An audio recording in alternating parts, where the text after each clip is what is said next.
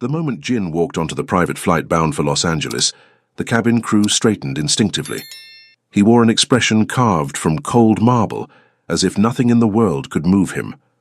Tall, sharply dressed, effortlessly intimidating. Even without knowing his name, anyone could sense he held power that lived in shadows. But power meant nothing to his son. Minho, 8 years old, clung to Jin's sleeve like a small shadow.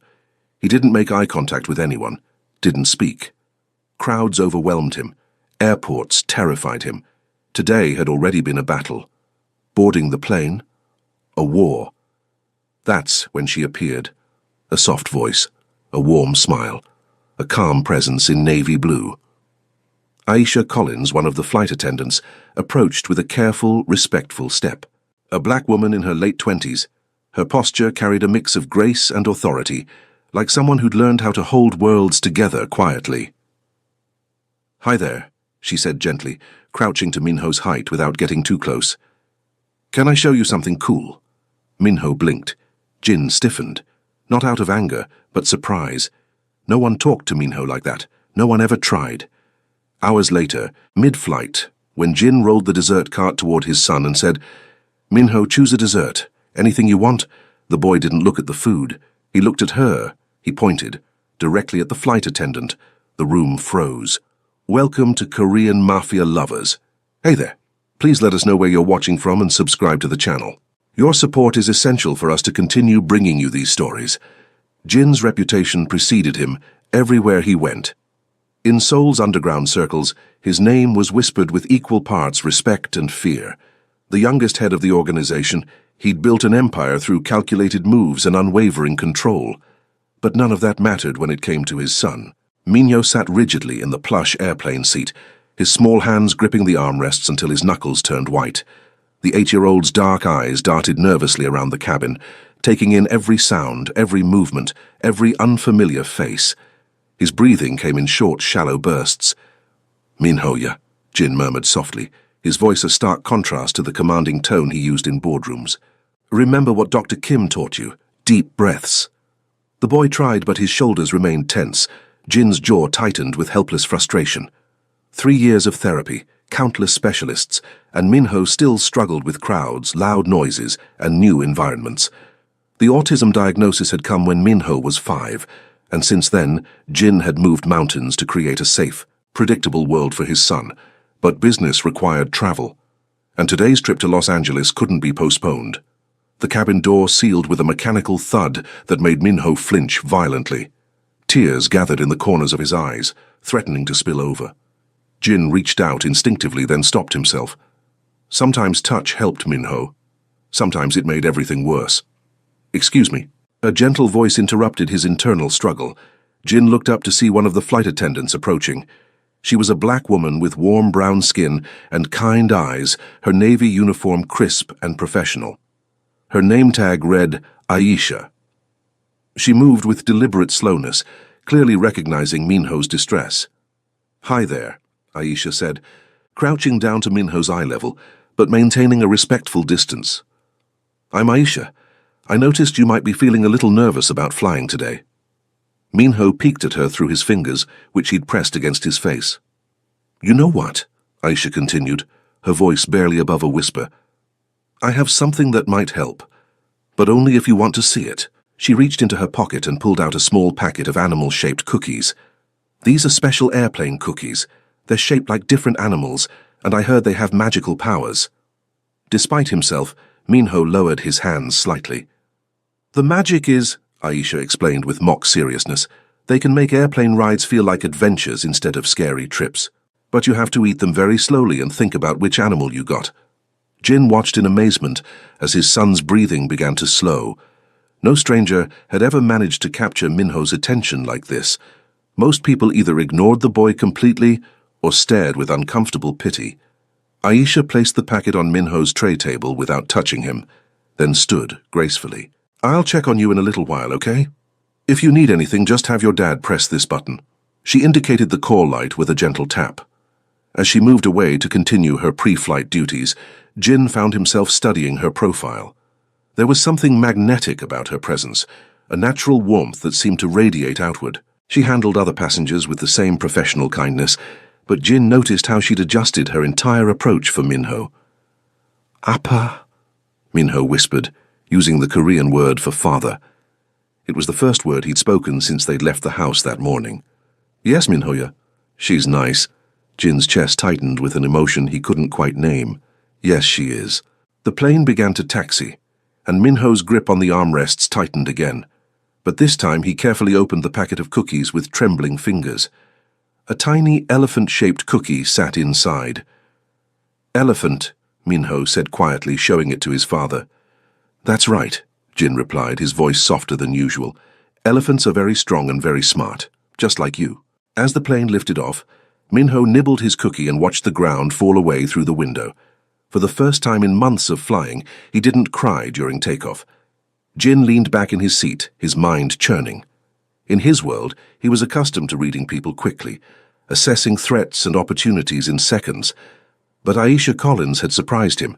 She'd seen his son, really seen him, in a way that most people never bothered to try.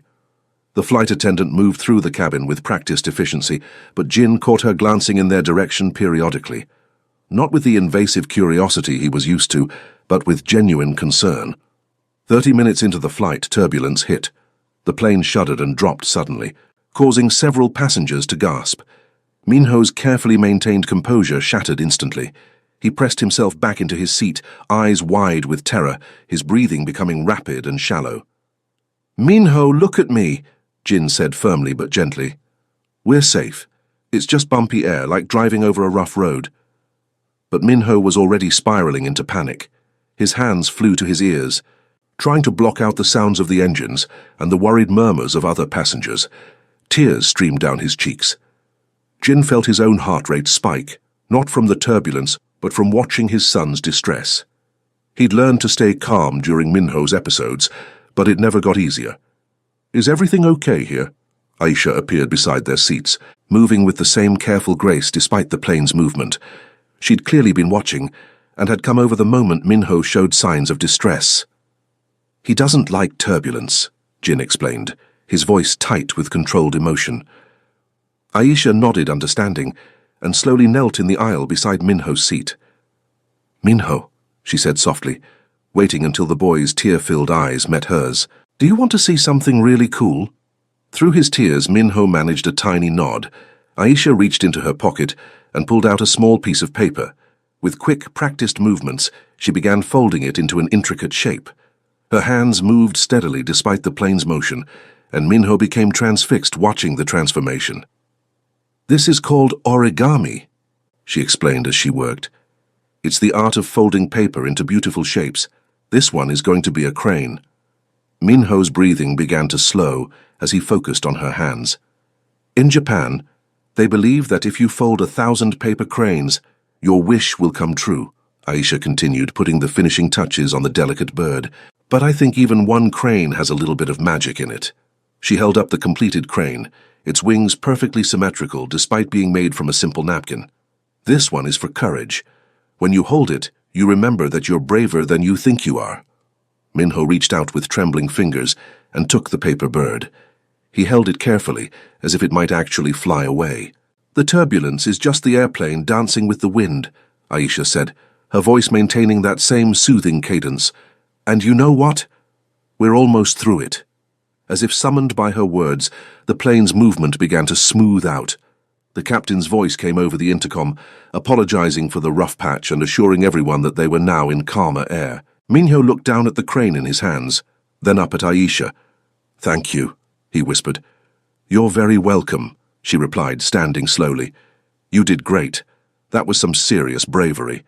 As she moved away, Jin caught her arm gently. "Thank you," he said, his voice carrying more weight than those two simple words usually held. Aisha met his eyes, and for a moment, something passed between them, an understanding, a connection that went beyond the professional interaction they'd just shared. "He's a special kid," she said simply. "He just needed someone to meet him where he is." After she left, Jin sat in stunned silence. In his world of power plays and calculated moves, genuine kindness was rare. But this woman had shown his son more understanding in 30 minutes than most people managed in a lifetime. Minho had fallen asleep, the paper crane still clutched carefully in his small fist. His face was peaceful now, the earlier panic completely gone. Jin found himself watching Aisha as she continued her duties throughout the cabin. She moved with a natural grace, treating every passenger with the same warm professionalism she'd shown them. But there was something more, an authenticity that drew him in despite himself. For the first time in years, Jin found himself genuinely curious about someone who had nothing to do with his business empire. And that realization was more unsettling than any turbulence the plane could produce. The remainder of the flight passed in relative calm, but Jin couldn't shake his awareness of Aisha's presence. Every time she moved through the cabin, he found his attention drawn to her. The way she anticipated passengers' needs, her genuine smile when she interacted with children, the quiet confidence in her movements. Minho had awakened refreshed, the paper crane never leaving his grasp. He'd even managed to eat some of the airplane meal, which was practically a miracle. Usually, new foods in unfamiliar environments sent him into sensory overload. "Upper," Minho said quietly, tugging on Jin's sleeve. "When will the nice lady come back?" "Her name is Aisha," Jin replied, surprised by how easily her name rolled off his tongue. "She's working, Minho-ya, taking care of all the people on the airplane." Minho nodded solemnly, then returned to carefully examining his origami crane. He'd been studying it for the past hour, tracing the folds with his finger and whispering to it in Korean. Jin's phone buzzed with a text from his second-in-command. "How's the flight? Minho doing okay?" "Better than expected," Jin typed back. "He's actually calm. Miracle. What changed?" Jin paused, his fingers hovering over the keyboard. How could he explain that a flight attendant had accomplished in minutes what teams of specialists had been working toward for months? "Just a good day," he finally replied. But it was more than that.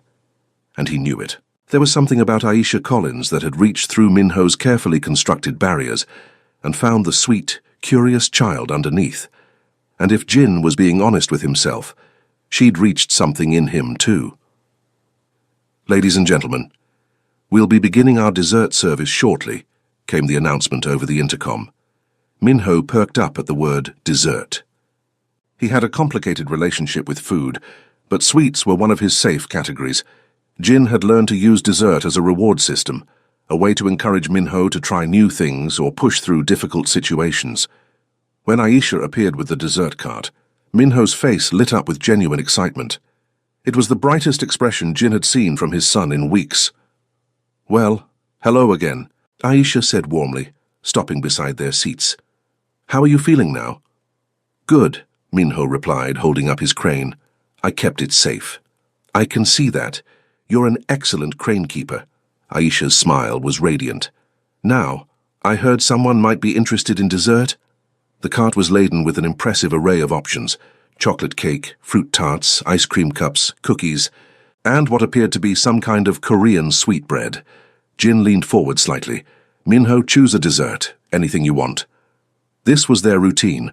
Minho would carefully examine all the options, ask questions about ingredients and textures, and eventually make his selection.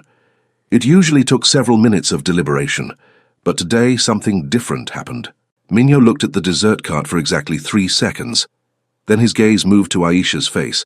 He studied her with the same careful attention he usually reserved for his special interests: trains, origami, and marine biology.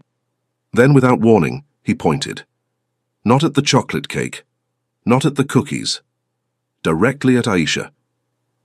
"I choose her," Minho announced with startling clarity. The words hung in the air like a challenge to gravity itself. Jin's brain struggled to process what had just happened. Aisha's eyes widened in surprise, her hand flying to her heart. "Minho," Jin said carefully, "she's not a dessert. She's a person." "I know," Minho replied matter-of-factly, "but she's sweet, and she makes me feel better. That's what dessert is supposed to do, right?" The logic was so purely Minho, literal, honest, and completely unexpected. Jin felt something crack open in his chest, a warmth spreading through him that had nothing to do with the airplane's climate control. Aisha knelt down to Minho's level again, her professional composure momentarily forgotten. "That might be the nicest thing anyone has ever said to me," she said, her voice slightly thick with emotion. "Really?" Minho asked, tilting his head with curiosity. "Really?" Aisha confirmed, But you know what? I think you still deserve an actual dessert too. What do you say we share? You can pick something from the cart, and I'll sit with you while you eat it, if that's okay with your dad." Minho turned to Jin with hopeful eyes. "Can she, Appa? Can Aisha sit with us?" Jin found himself nodding before he'd fully processed the request. "If she has time in her schedule." "I'll make time," Aisha said, and something in her tone suggested she meant it as more than just professional courtesy. Minho selected the chocolate cake, a safe choice that he'd had before, but instead of eating it immediately, he carefully broke off a small piece and offered it to Aisha. "For you," he said shyly, "because you shared your crane magic with me." Jin watched this exchange with growing amazement. Minho rarely shared food with anyone, not even family members. His autism made him particular about textures, temperatures, and contamination. But here he was, offering cake to a woman he'd met just hours ago. Aisha accepted the piece of cake with the solemnity of someone receiving a precious gift. "Thank you, Minho. This is delicious."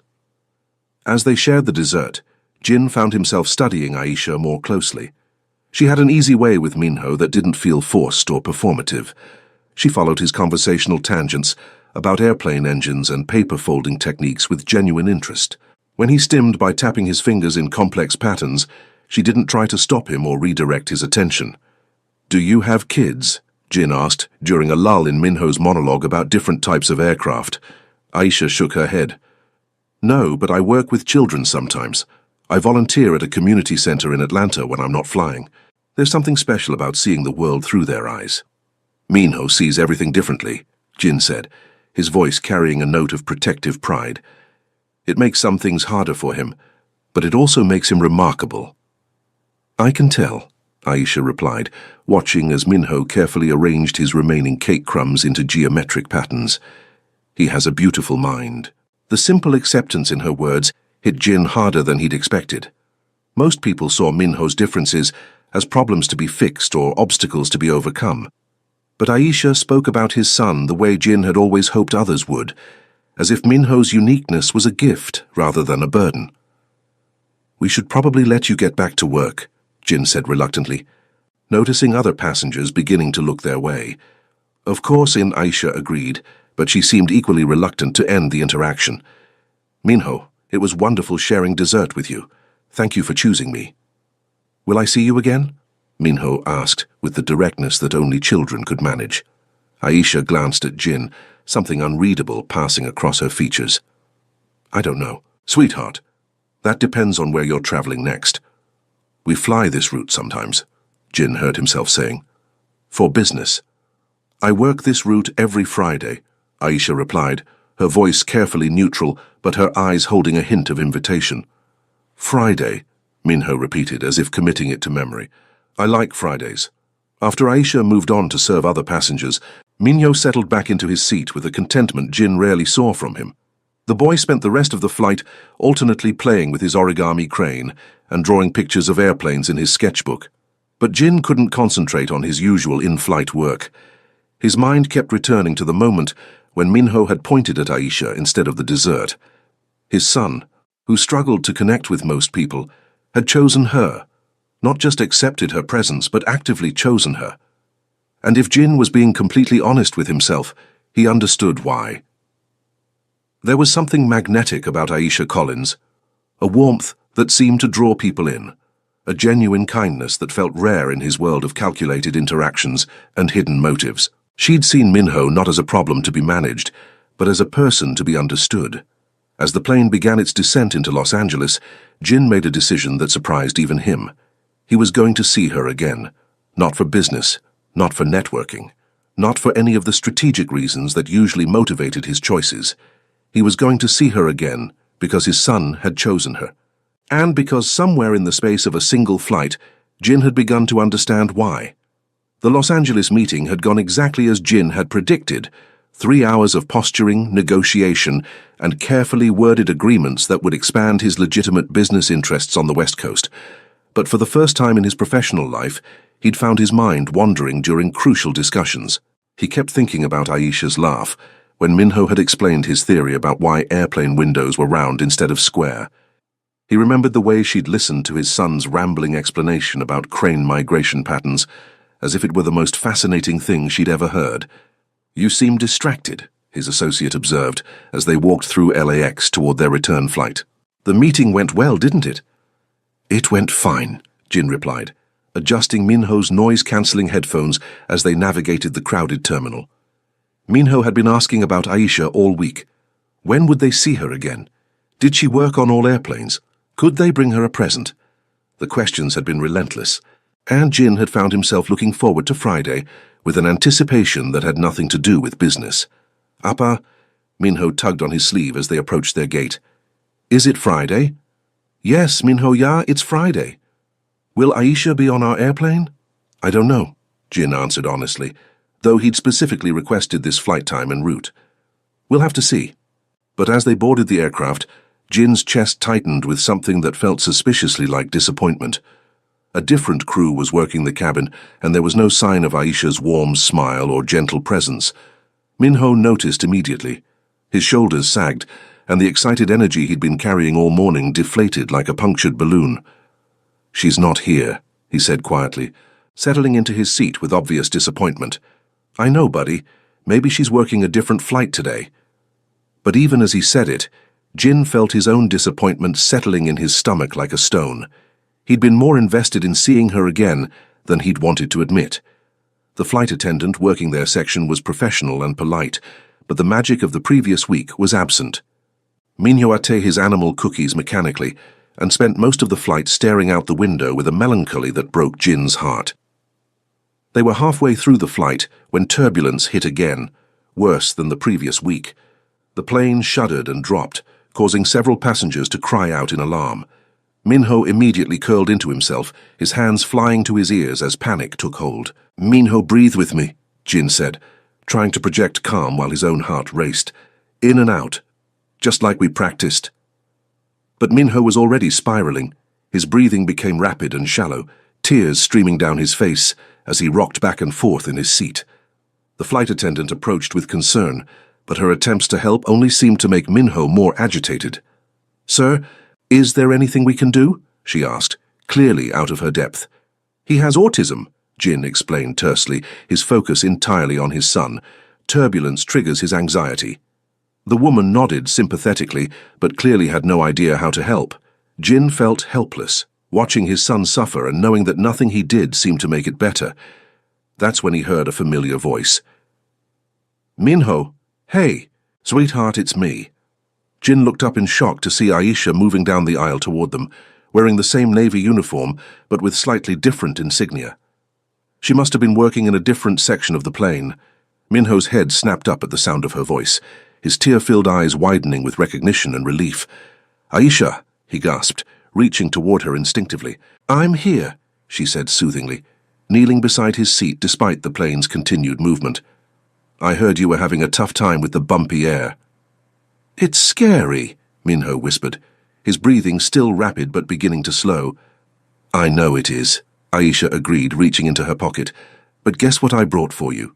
She pulled out a small paper crane, this one made from beautiful origami paper in shades of blue and silver. "This is a special turbulence crane. It's extra brave because it knows how to fly even when the air gets bumpy." Minho reached for it with trembling hands, clutching it alongside the crane from their previous flight. "Now," Aisha continued, her voice taking on that same magical quality that had captivated Minho before, "I need you to help me with something very important. Can you be my co-pilot?" Minho nodded eagerly, his panic beginning to recede. "Perfect. Co-pilots have a very important job during turbulence. They have to help the plane remember how to dance with the wind instead of fighting it. Can you feel how the plane is moving?"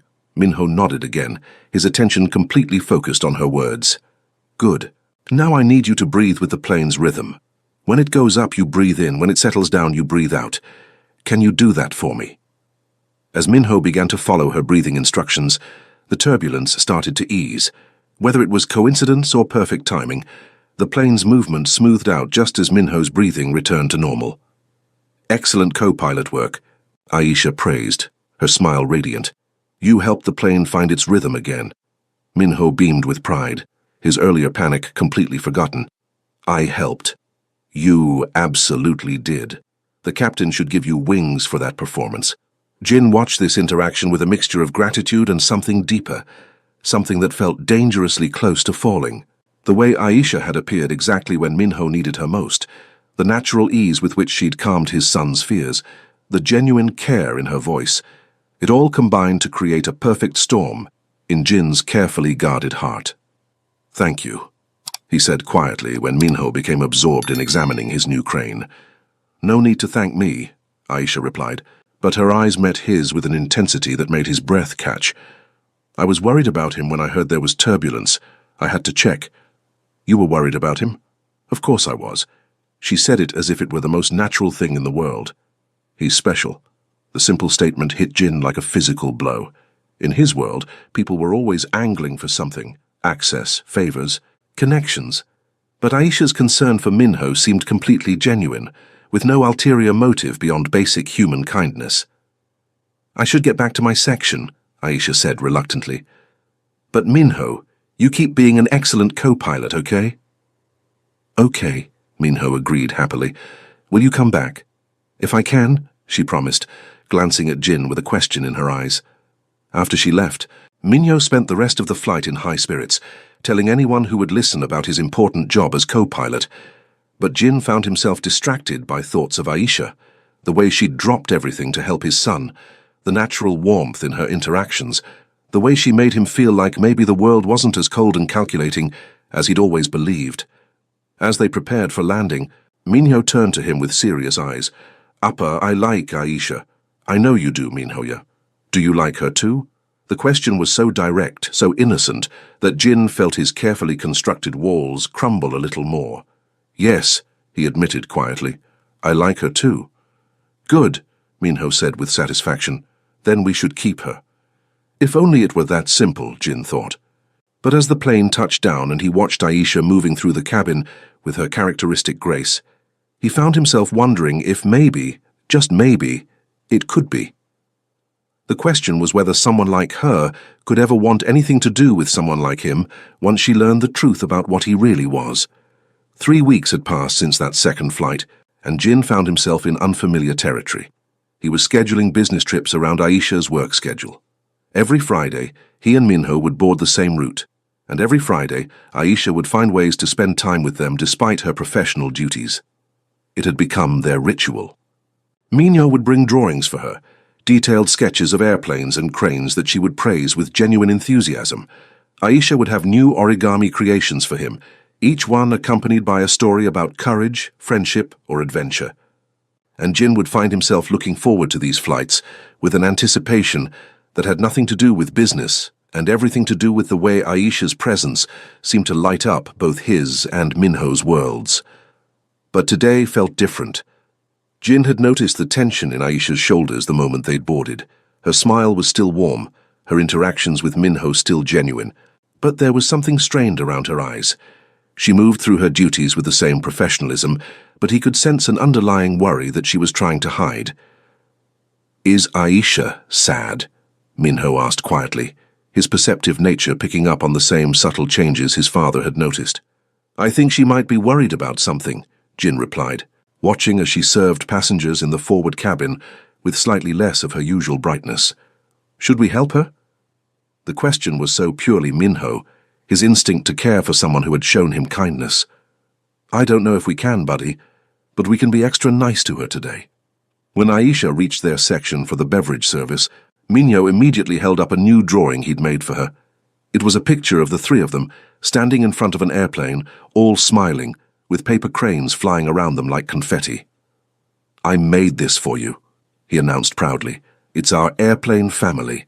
Aisha's face softened as she took the drawing, and for a moment, her professional mask slipped entirely. "Minho, this is beautiful. Thank you so much." But Jin caught the slight tremor in her voice, the way her fingers gripped the paper a little too tightly. "Aisha," he said quietly, "is everything okay?" She glanced around the cabin, then leaned in slightly. "Can I talk to you after the service, both of you?" Jin nodded, concern growing in his chest. An hour later, during a lull in her duties, Aisha returned to their seats. She knelt in the aisle beside Minho, but her attention was divided between the boy and his father. "I need to tell you something," she began, her voice carefully controlled. This might be our last flight together for a while. Minho's face fell immediately. Why, are you going away? I might have to, Aisha said gently. I'm having some problems at work. Some of the other flight attendants have been difficult. They've filed complaints about me spending too much time with certain passengers. Jin's jaw tightened. Complaints about spending time with us? Aisha nodded reluctantly. They're saying I'm showing favoritism, that I'm not being professional. My supervisor called me in yesterday for a meeting. But you're the nicest person on the airplane, Minho protested, his voice rising with distress. You help me when I'm scared. I know, sweetheart, and I love helping you, but sometimes grown-ups have complicated rules about work. Jin felt anger building in his chest, a cold, controlled fury that he recognized as dangerous. In his world, problems like this were solved with phone calls. Pressure, strategic influence. But this wasn't his world, and Aisha wasn't one of his employees to protect. What can we do? He asked, his voice carefully neutral, despite the storm brewing inside him. Nothing, Aisha said quickly. I don't want you to worry about this. I just wanted you to know in case I'm not on your flights anymore. No! Minho's voice cracked with emotion. You can't go away, you're our friend. Aisha's eyes filled with tears that she quickly blinked away. I'll always be your friend, Minho, no matter what happens. But Jin could see the defeat in her posture, the resignation that spoke of someone who'd been fighting an uphill battle for too long, and suddenly he understood that this was about more than just workplace complaints. Aisha, he said quietly, what aren't you telling us? She hesitated, glancing around the cabin again. Some of the complaints. They're not just about professionalism. There have been comments about me spending time with a Korean passenger and his child. Comments about appropriateness. The words hit Jin like ice water. Racism. They were targeting her because she'd shown kindness to him and Minho, because she was a black woman who dared to form a connection with a Korean family. That's not okay, Minho said with startling clarity, his young voice carrying an indignation that mirrored his father's feelings. You're nice to everyone, I watch you. You're right, sweetheart. It's not okay. But sometimes the world isn't fair. Jin's hands clenched into fists in his lap. In his business, he dealt with prejudice and discrimination regularly, the challenges of being Korean in certain circles, the assumptions people made about his background and methods. But this was different. This was someone targeting Aisha for showing kindness to his son. I have connections, he said carefully, people who might be able to help. No, Aisha said firmly. I appreciate the offer, but I need to handle this myself. I don't want to owe anyone favors. The words stung more than Jin expected. She was refusing his help, maintaining her independence even in the face of unfair treatment. Part of him admired her strength. Another part of him was frustrated by his inability to protect her, the way he protected everyone else in his life. What will happen? Minho asked, his voice small and worried. I don't know yet, Aisha admitted. I have another meeting with my supervisor next week. We'll see what they decide. The rest of the flight passed under a cloud of tension. Minho was quieter than usual, clinging to his collection of origami cranes and stealing worried glances at Aisha whenever she passed by. Jin found himself watching the other flight attendants, noting which ones avoided eye contact with Aisha, which ones whispered among themselves when she wasn't looking. As they prepared for landing, Aisha stopped by their seats one more time. Whatever happens, she said to Minho, I want you to remember that you're brave and wonderful, and anyone would be lucky to be your friend. You're brave too, Minho replied, reaching out to squeeze her hand. Braver than the cranes. Aisha's composure finally cracked, a single tear sliding down her cheek before she quickly wiped it away. After they'd disembarked, Minho walked beside his father in uncharacteristic silence. It wasn't until they were in the car heading home that he finally spoke. Appa, why are people being mean to Aisha? Jin gripped the steering wheel tighter, struggling to find words that would explain adult cruelty to his innocent son. Sometimes people are afraid of things they don't understand, and sometimes they're mean to people who are different from them. But being different is good. You taught me that. You're right, Minhoya. Being different is good, but not everyone understands that yet. Will Aisha be okay? Jin stared at the road ahead, his mind already working through possibilities, connections, ways he might be able to help despite her refusal. I hope so, buddy. I really hope so. But as they drove through the night, Jin couldn't shake the image of defeat in Aisha's eyes, or the way Minho's small hand had trembled when he'd said goodbye to her. For the first time in years, he felt truly powerless, and he didn't like it at all. The woman who had brought light into their lives was being punished for her kindness, and there wasn't a damn thing he could do about it without risking making things worse for her. Or was there? Jin spent the weekend in a state of controlled fury, making phone calls and gathering information with the methodical precision he usually reserved for business acquisitions.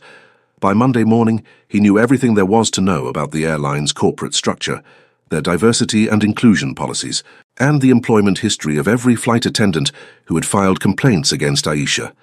What he discovered made his blood boil. The complaints weren't isolated incidents.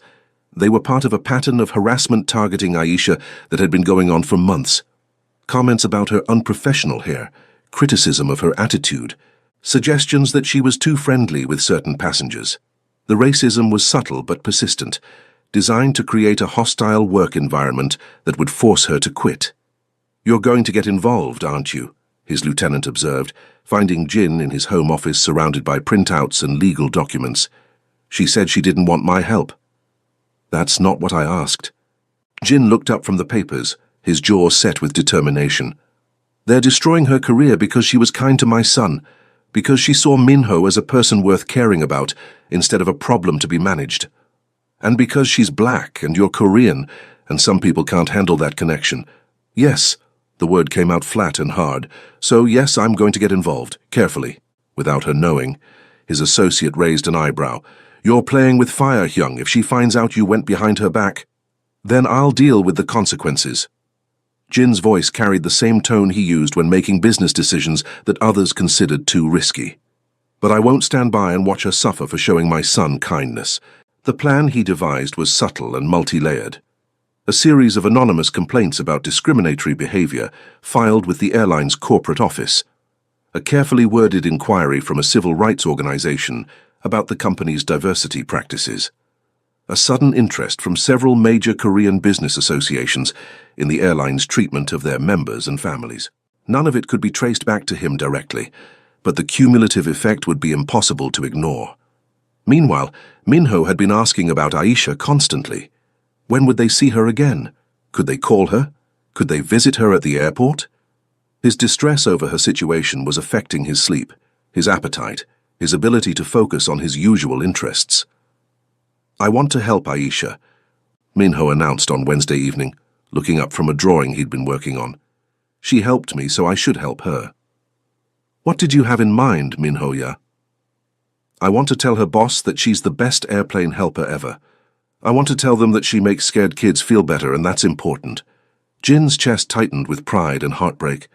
His son's instinct to protect someone who had protected him was both beautiful and heartbreaking.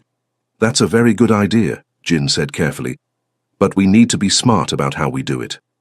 By Friday, Jin's carefully orchestrated pressure campaign was beginning to show results. The airline's corporate office had launched an investigation into the complaints against Aisha, and several of her harassers had been called in for disciplinary meetings, but he still didn't know if it would be enough to save her job. They boarded their usual Friday flight with a mixture of hope and dread. Minho clutched a new drawing he'd made, a picture of Aisha with wings like an angel, surrounded by all the children she'd helped on airplanes. He'd written "Thank you for being kind" in his careful block letters across the bottom, but when they settled into their seats, a different flight attendant approached them. "Excuse me," the woman said, her tone professional but cold. "Are you Mr. Jin?" "Yes." "I need to inform you that there have been complaints about your interactions with our staff. We ask that you limit your requests to essential services only during this flight." Jin felt his temper flare, but before he could respond, Minho spoke up. "Where's Aisha?" he asked, his voice carrying the directness that only children possessed. The flight attendant's expression softened slightly when she looked at Minho, but her tone remained firm. "Ms. Collins is not working this route today. Is she in trouble because she was nice to me?" Minho's question was innocent, but it cut through the woman's professional facade like a knife. That's not something I can discuss." "She helped me when I was scared," Minho continued, his voice growing stronger. She made me paper cranes and taught me how to be brave. If she's in trouble for being nice, then the trouble is wrong." The flight attendant glanced around nervously, clearly uncomfortable with the conversation. I'll let my supervisor know about your feedback." After she left, Minho turned to his father with tears in his eyes. "They did fire her, didn't they?" "I don't know, buddy, but we're going to find out." The flight to Los Angeles was the longest of Jin's life. Minho barely spoke, spending most of the time staring out the window with a sadness that broke his father's heart. When they landed, Jin made a decision that surprised even him. Instead of heading to their hotel, he drove straight to the airline's corporate headquarters. "Appa, where are we going?" Minho asked as they pulled into the parking garage. "We're going to help Aisha," Jin replied, his voice carrying the same determination that had built his empire. "You said you wanted to tell her boss that she's the best airplane helper ever, so that's what we're going to do." The corporate office was a gleaming tower of glass and steel, designed to intimidate visitors and project power. But Jin had spent his life in buildings like this, and he knew how to navigate their hierarchies. "I need to speak with someone about a flight attendant named Aisha Collins," he told the receptionist, his tone carrying just enough authority to suggest that refusing him would be unwise. "Do you have an appointment?" "No, but I have information about a discrimination case that I believe your legal department would want to hear." 20 minutes later, they were sitting in a conference room across from the airline's Director of Human Resources and their Chief Legal Counsel. Minho sat beside his father, clutching his drawing and looking smaller than usual in the adult-sized chairs. "Mr. Jin," the HR director began, "we understand you have concerns about one of our employees." "I do," Jin replied, his voice steady and professional. "Aisha Collins has been subjected to workplace harassment and discrimination, and I believe your company has failed to protect her." "That's a serious allegation. Do you have evidence to support this claim?" Jin slid a folder across the table. Inside were copies of every complaint filed against Aisha, along with documentation of the pattern of harassment she'd endured. He'd obtained them through channels he preferred not to discuss, but they were legitimate.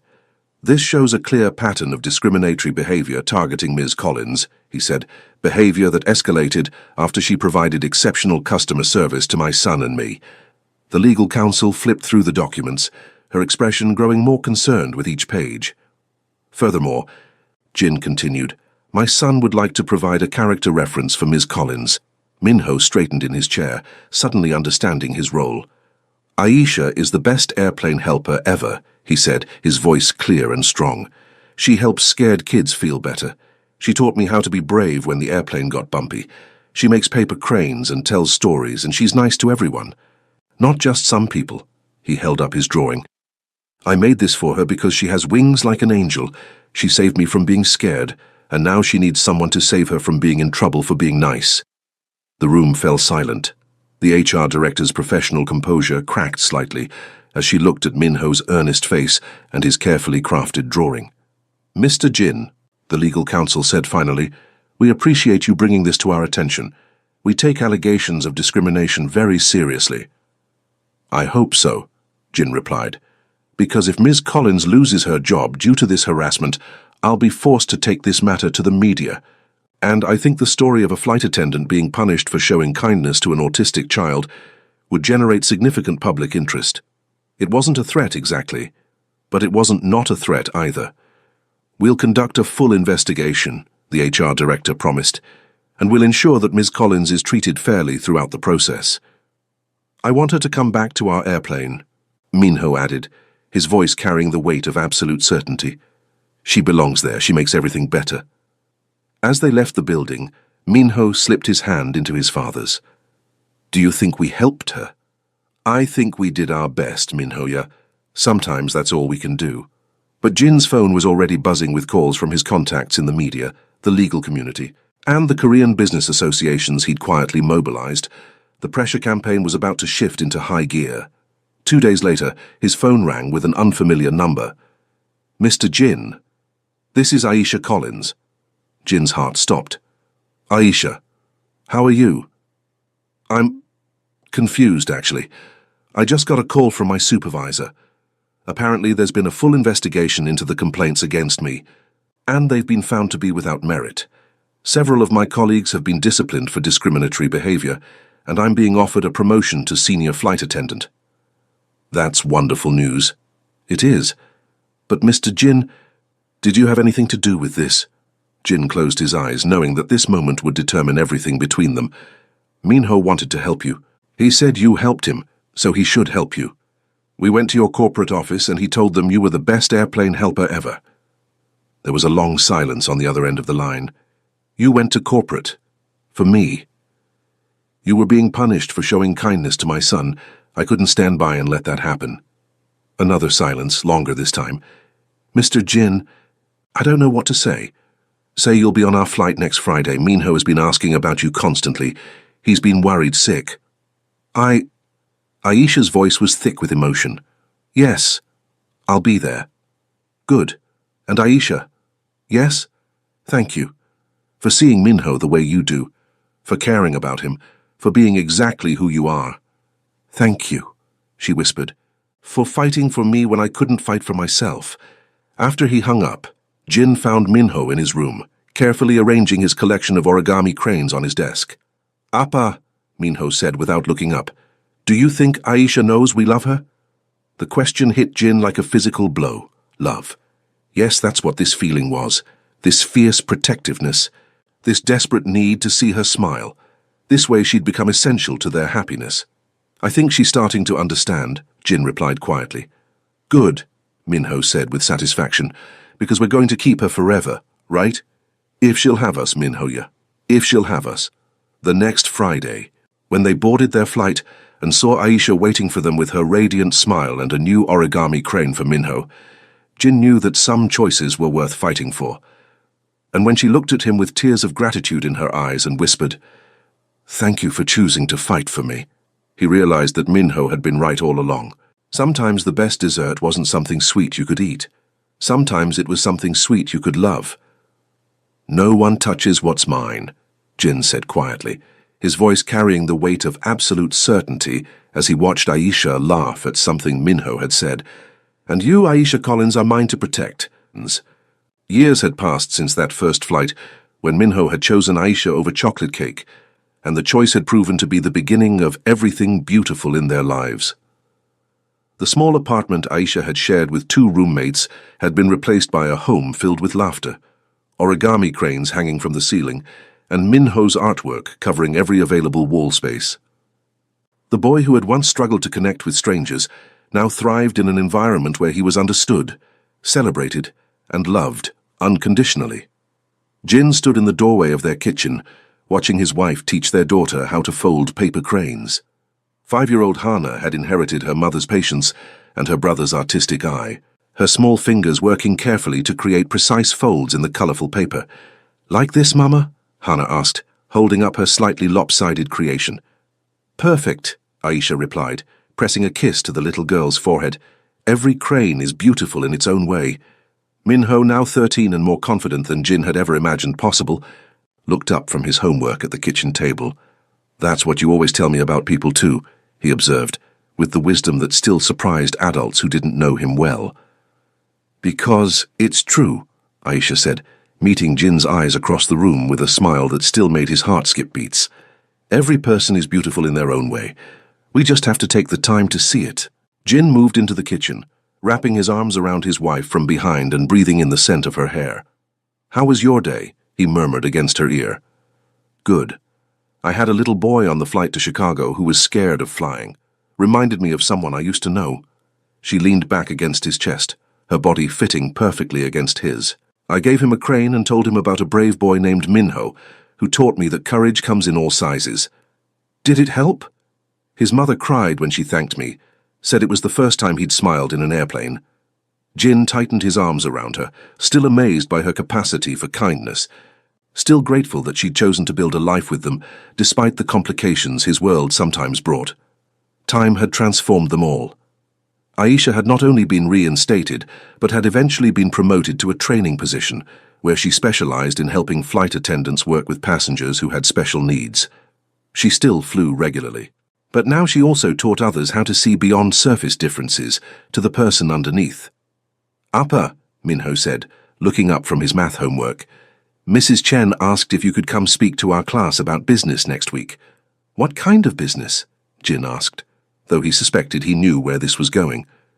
The good kind, Minho replied with a grin.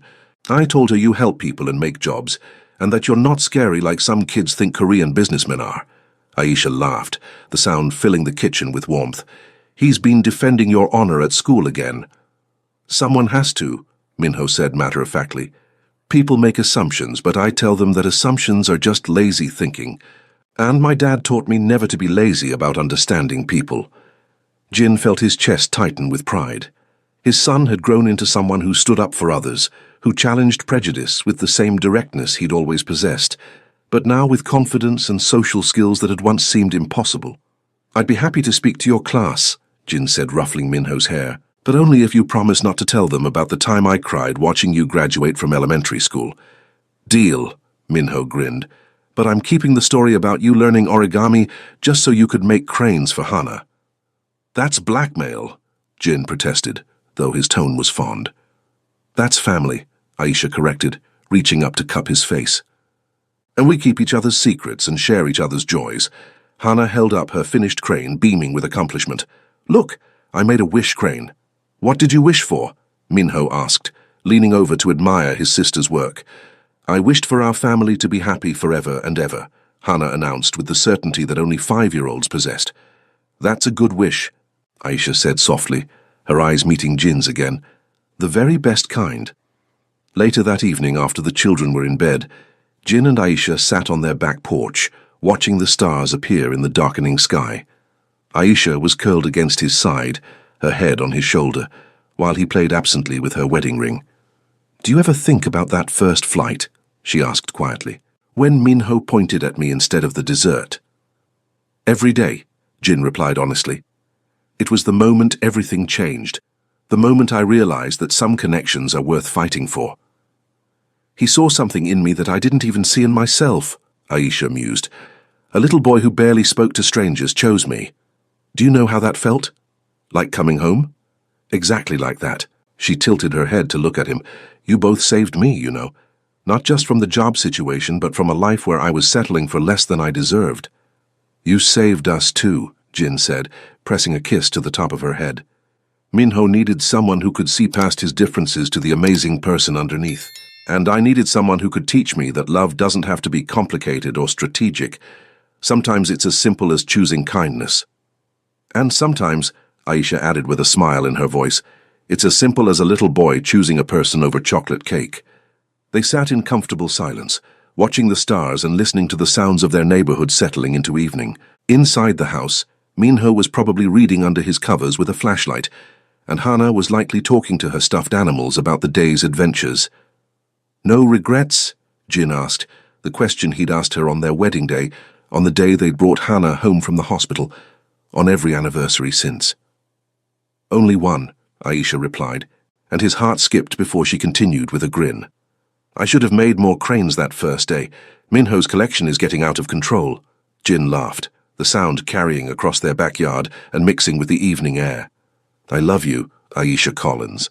I love you too, Jin. All of you. Every complicated, beautiful, unexpected piece of this life we built together. As they headed inside, Jin caught sight of Minho's latest artwork hanging on the refrigerator, a family portrait showing all 4 of them standing in front of an airplane, surrounded by paper cranes and hearts. At the bottom, in Minho's careful handwriting, were the words, My family chose love. And looking at it, Jin knew that his son had captured something essential about their journey.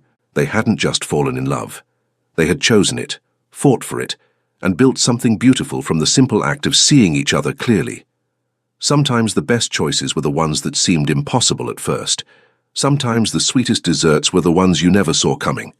And sometimes, if you were very lucky, a scared little boy's pointing finger could change the entire trajectory of your life. Thanks for watching until the end. Korean Mafia Lovers has many more captivating stories. Hit subscribe, because with your help, we keep creating these amazing emotional journeys.